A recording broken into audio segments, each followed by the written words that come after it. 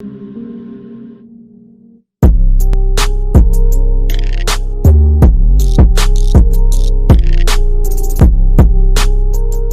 is good, everyone, and welcome back to another episode of the WeSportin podcast. And today I'm joined with Drew. Drew, what's up?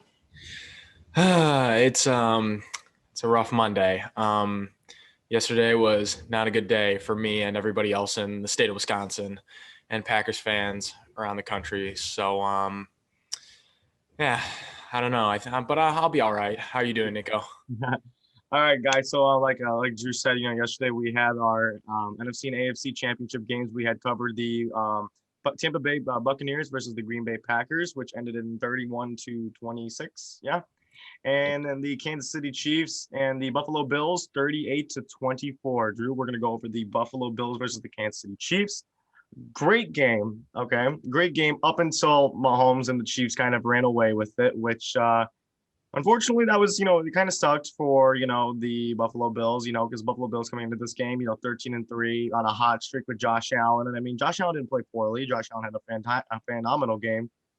What do you think was the biggest problem with the Buffalo Bills yesterday, Drew? I mean, why couldn't they put points up on the board? I don't know. Josh Allen didn't turn it over that much. I mean, he had an interception, but I mean, I guess it just comes to not being able to get it done. Sometimes you execute, sometimes you don't. Sometimes you come away with a field goal, and sometimes that's a difference. But I think it's more so the Chiefs being able to execute than the Bills not being able to execute, because early in the first quarter, the Kansas City Chiefs found themselves in a 9-0 hole, and then they put up 21 straight. So, and I think that really, after they put up those 3 unanswered touchdowns, I think that really set the tone for the rest of the game. Yeah, no, 100%. And then we came out and then we saw Patrick Mahomes, like Drew said, scored 21 unanswered, finished up the game with a total of 325 yards and 3 touchdowns, with Tyreek Hill being the leading receiver on the receiving yards with 172 yards receiving. He played a phenomenal game. This game to me, I mean, it was kind of crazy because we saw how Buffalo came out, dropped 9 straight, with a Dawson Knox touchdown. They were up 9-0. Then we saw McCole Hardman fumble the ball. It really looked like a recognition of last year. We saw them going down to like the Texans. I mean, this is the thing. I mean, when the Bills when they were up 9-0, do you think anyone really thought that the Kansas City Chiefs were out for the count? I mean, let's be realistic. No. Not you never count out the Kansas City Chiefs and Patrick Mahomes. And if last year proved anything, it's that they can go down and play from behind and come back from any leads. I mean, they were down 24-0 against Houston in Kansas City, and they stormed back and put up 51 on them. So, and that was just last year. And this year almost looks like a better team offensively because, I mean, last year they were able to put it together at the right time, but this season, I don't think there's a doubt of what the most explosive offense in the NFL is. Yeah, no, I mean, we saw, like I said, like we mentioned in the prediction episode, it was a good addition to have Clyde Edwards-Helaire back. He came back and scored a touchdown for them. We saw Darrell Williams get on the ground and get a touchdown himself, was the leading rusher actually for Kansas City. Then we saw McCole Hardman. McCole Hardman probably played his best game of his career, personally, I believe. I mean, he muffed the ball and then came out and got a 3-yard touchdown and a 50-yard return. He played a really good game for Kansas City, really came up for them. So Travis Kelce coming out on the ground, actually scoring 2 touchdowns for them. Funny story, actually. At the end of the game during the ceremony, we saw, I don't know if you saw this, I just saw this a couple minutes ago before we started this.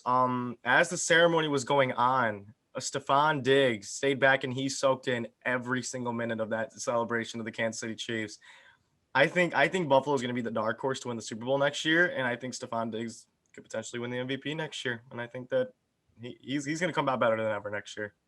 Wow, that's a bold take. But with the development of Josh Allen this year, I think the Bills have a good shot if they can retool, maybe have some additions in free agency, shore up the defense a little bit. And I definitely think they could be right back in the conversation because they have a good young organization, good young coach, and there's no reason why they shouldn't be back.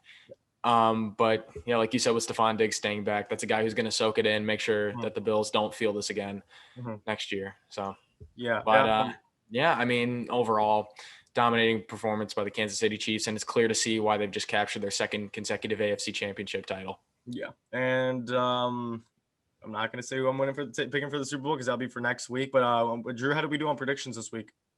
Okay, on predictions. How did we do? On predictions? I went 0-2. We're tied. We're tied now. Oh, guys, we're tied now, guys, because because I went 1-1, you went 0-2. I correctly predict Kansas City.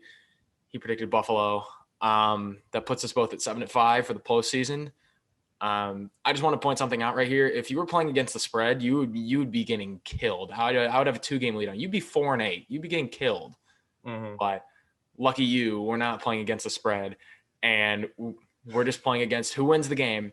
And I guess next week for our little pick'em competition, Super Bowl, for all the marbles. Yeah, dude, we got a big episode coming out, guys, for you actually next week. We have a big Super Bowl episode. I know Drew's pretty pumped about it.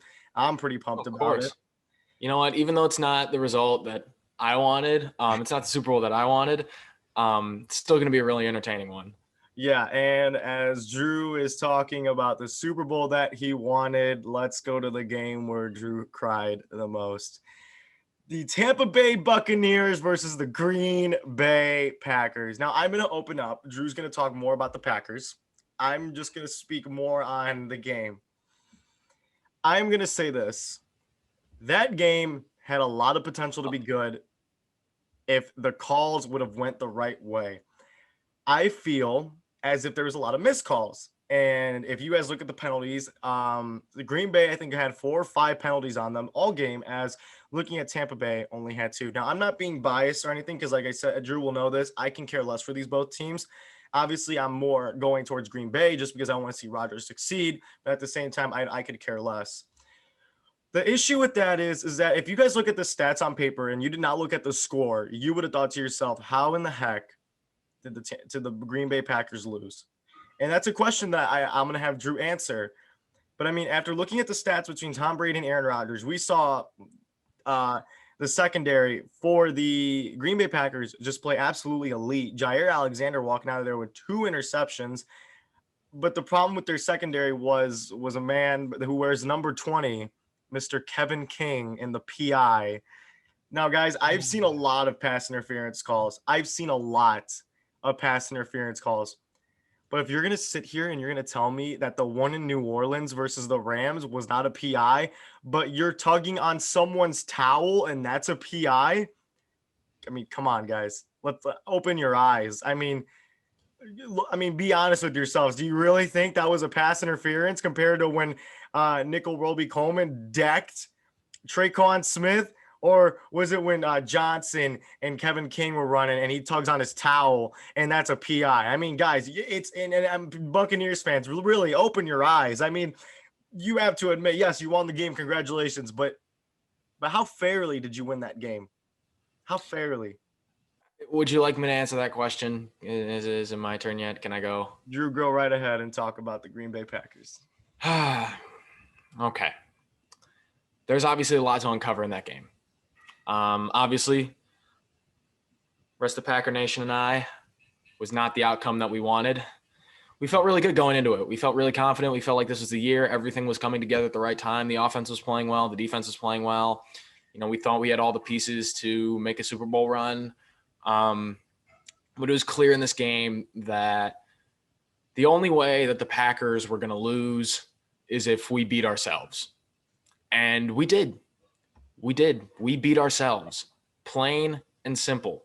There were tons of blown chances throughout the game. There were tons of missed opportunities, up and down the board. I mean, like, for example, 3 straight Tampa Bay possessions, interception by Adrian Amos, and back-to-back interceptions from Jair Alexander. They got 7 points out of that and punted twice? Those are opportunities that you have to take advantage of. You have to take advantage of those turnovers because Tom Brady and the way he can pick apart defenses, that those opportunities are going to be few. Mm-hmm. So that's one thing. We did not take advantage of those opportunities. Another thing, offensive line help. I didn't think we'd miss David Bakhtiari this much, but we did. Billy Turner and Rick Wagner, they struggled containing Shaquille Barrett and Jason Pierre-Paul. And Tampa Bay, I believe, had 5 sacks. Mm-hmm. They consistently got to Rodgers, and he he was forced to throw the ball away pretty quickly most of the time. Mm-hmm. And I mean, Rodgers is great when he has time, but no quarterback is as great when he's under pressure. Yeah. And then you touched on this. Kevin King. This is about to be interesting. He's going to receive a lot of flack for this game, and rightfully so. I mean, Tom Brady picked on him, bullied the man all game long, from the first possession to the last. The first possession, it started with Kevin King letting Mike Evans score a touchdown over him. And the half ended, Scotty Miller scoring a touchdown on Kevin King, and that PI call that was on who else but Kevin King. And honestly, I think that's just a testament to the Buccaneers, because Kevin King has been struggling down the stretch. I mean, in 2019, a breakout season, I expected him to continue and turn into one of the better corners in the league, and it just didn't materialize for him. He really started struggling down the stretch, and I don't know what it is, but he's a free agent this year, and I would be surprised if the Packers asked him to come back, especially with our cap situation and with everything else we got going on. Mm-hmm. I mean, I wish the best for him. I don't want to see him take this much flack, because I like Kevin King. He's a good cornerback. He's just struggled a lot. Mm-hmm. And I mean, it's a shame that that's his last game as a Packer, you know? Mm-hmm. So, No. and I feel like Kevin King is going to become the poster child for what went wrong in that NFC Championship game. Fairly, or in my opinion, sometimes not. But let me just, another thing, let me touch on the officiating. I could be boo-hoo, cry folly, and blame the refs for that loss. Obviously, like you said, the officiating was less than ideal. And I will agree. They definitely had a way about them that made me yell lots of bad words when that PI was called on Kevin King. But I'm not going to sit here and say that the refs cost the Packers the game, because they certainly didn't. The Packers cost the Packers the game. We beat ourselves. Let's just make one thing clear. But just the manner in the way that they officiated, especially with the way they handled pass interference and defensive holding, there were numerous times during the game, numerous opportunities where corners like Sean Murphy-Bunting and Carlton Davis frequently held Alan Lazard and Devontae Adams downfield, and they let them play. And with 2 minutes left to go in the game, in what seemed like a very ticky-tacky call, in what, as you described as, yanking Tyler Johnson's towel, and where he falls down, there's a little theatrics, and Tyler Johnson and Tom Brady, they were throwing their hands up and screaming, and 5 seconds later, in comes a flag. And that's my problem. You can't let them play for the first 58 minutes, and then the next two, the last two, completely change. Either call it all game or don't. And that's where my qualms are. Not that the fact that they called it. I would agree. I mean, I would say that that's a pass interference. I will be generous and say that that's a pass interference on Kevin King. I'm going to play devil's advocate here for a second. Okay. Okay. That's fine. I can see it. I can see that that's a pass interference on Kevin King. Fine. But in that situation of the game, when the game is on the line, you haven't called it all day, especially when, if you had, most of those PIs would have been on the Buccaneers. Now you're going to call it against the Packers to basically bury us and seal our fate, when we would have gotten the ball back with about a minute and a half to go, with an Aaron Rodgers chance to take it down the field. And if we had gotten the ball back and had gotten that last chance to take it down the field and we didn't score, okay, fine. Then we lost. It's okay. But to go out, I mean, that's just the nail in the coffin. That's just another dagger right in the back. Mm. And like that really, that killed me. because like not only just that call, but just that game in general. Mm-hmm. You know, Let me ask you this. And this is a very painful trend Mm-hmm. that Green Bay Packers are enduring. Mm-hmm. Like, let me get you this stat. Since 2014, no NFC team has made the NFC Championship more than one time. The Green Bay Packers since 2014 have done it 4 times, and they've lost all 4. So this, I can see you're trying to contain your laughter, but because okay, here's the thing. well, for Packers fans, it's really painful, especially this year when you go like last year against the 49ers, I didn't really have any expectations. Mm-hmm. This year, I was really confident that it wouldn't matter who rolled into Lambeau, that they wouldn't be able to beat the Packers. But now, as a Packers only the Packers would beat themselves, and they clearly did. And it hurts. Mm-hmm. As a Packers fan, I do have a question for you, actually. Big question. And I think this is a question that a lot of probably the fans that like watch us or like the people that watch us would kind of like to maybe answer real quickly. 3rd and goal. Aaron Rodgers had a pass to Devontae Adams that was deflected. Bring them to a 4th down. Why? I know which play you're talking about. Why kick the field goal? Why kick the field goal if you knew? I mean, I'll tell you why. I will tell you why you kick the field goal. And I will actually defend Matt LaFleur on this. And during the post-game press conference, Aaron Rodgers admitted that he and Matt LaFleur were not on the same page, that Aaron Rodgers did not know that they were going to kick it, or else the play call would have been different. He was thinking it was 4-down territory, so he's taking another shot to the end zone.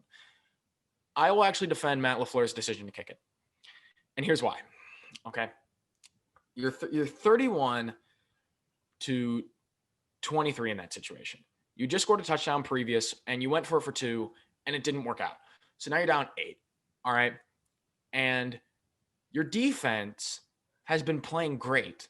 It was ahead of the 2-minute warning. You had all 3 timeouts left. The defense has stepped up all day. They limited Ronald Jones and Leonard Fournette for the most part, with the exception of that touchdown run by Fournette, which he earned that because he was stuffed in the backfield, and then he danced his way out of it and broke through many tackles and went to the end zone. So he earned that one.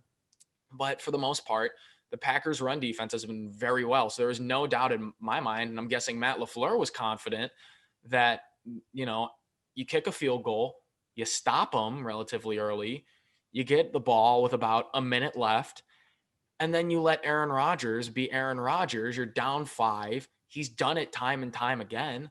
Go to the end zone, get a touchdown, win the game, go to the Super Bowl. And that was the plan. And it would have worked out great if it wasn't for Kevin King's pass interference. And that was the real nail in the day. But I completely understand why you kick the field goal. Would I have liked Aaron Rodgers and Matt LaFleur to be on the same page in that situation? Absolutely. However, I mean, at the end of the day, that is Matt LaFleur's call. And I mean, I would trust him. He's a very, very bright young head coach with a great future. Like, let's not dismiss what the man has done. Just because he didn't exactly make the right decision in that situation doesn't take away from what he's done for the team. Back-to-back 13-3 seasons, back-to-back NFC championship games. After 2 seasons of not making the playoffs, 2 NFC championship game appearances, it's pretty damn good.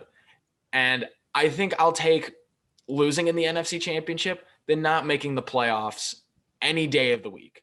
So, and and let's be real. Let's just say they kick the field goal, they stop Tampa Bay, they go down, score, win the game. Oh, then kicking the field goal is the right choice, right? Yeah. People are only talking about it because it didn't work out. Yeah, and I think one of the biggest things too was that as the game was unfolding piece by piece, it was more of when I saw them kick the field goal, I was like, I got up and I was like, what are you doing? And then I looked at it and I was like, oh my God, like if they would have scored the touchdown, they would have to go for the 2-point conversion, which on the previous touchdown that they had, they didn't succeed on the 2-point conversion. So Right. I'm thinking to myself, okay, maybe am I getting a little flashback from Packers Giants wild card game where he lobbed it up to Randall Cobb, or like am I getting those flashbacks of I mean, Cardinals? Aaron Rodgers is the Hail Mary king. Yeah. So I mean, if It sucks, dude. I mean, there's no other quarterback I'd want though to. I'm seeing a lot of reports. 2 minutes to go. You're going to the Super Bowl to beat Tom Brady. Who do you want? I want Aaron Rodgers on my team. Yeah. And I'm very glad that we have him. Yeah. One little thing I'm going to bring up, though, is I'm seeing a lot of things from Adam Schefter. I'm seeing a lot of things of him saying, is Aaron Rodgers ready to move on? No, stop it. No, absolutely not. I'm just saying, okay, Drew. Okay.